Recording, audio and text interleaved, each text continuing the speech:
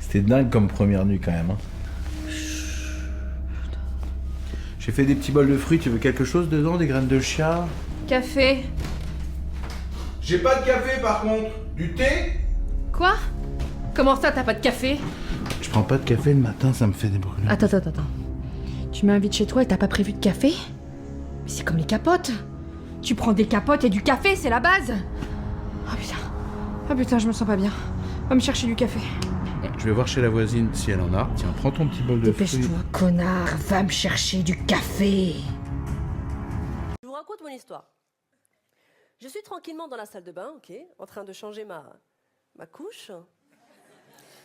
Et tu sais, quand tu changes ta serviette, t'es fragile, t'es pas bien, d'accord, t'es fatigué. Faut pas nous imaginer en mode « Ouh, ma petite culotte ». Non, ça se passe pas du tout comme ça. Pas du tout. Déjà, la position, elle est même pas sexy. T'as le huc, il est interné dans le coccyx, le huc, le pantalon sur les chevilles, la culotte entre les deux cuisses, et t'es pleine de schlac, schlac, schlac. Les ailettes, elles accrochent la culotte. Ça rend ouf, ce truc. C'est pas fini. Et moi, je suis une gueudin. Des fois, je mets des strings, frère et les ailettes.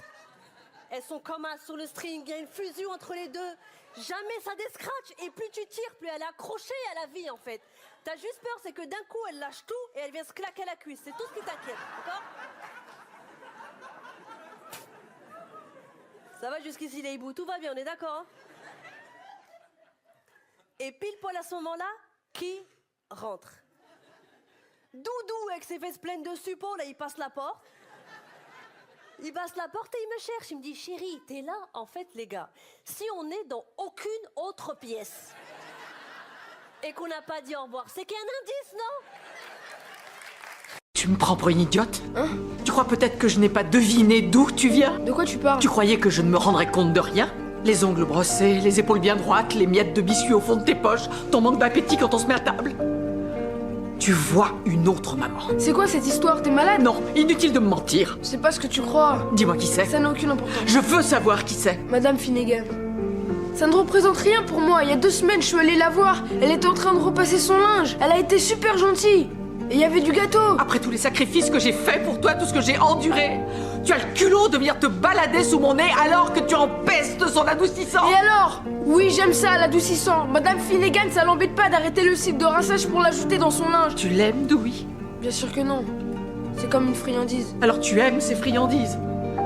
T'empiffrais de ces merveilleux cookies. Je suis sûr qu'elle les fait même pas elle-même. C'est pas digne de toi, maman. Par exemple, on s'est tous retrouvés un jour ou l'autre dans des toilettes de camping. Déjà, tu rentres, le verrou, il ferme pas. T'es obligé de tenir la porte comme ça. Bon, tu te retournes.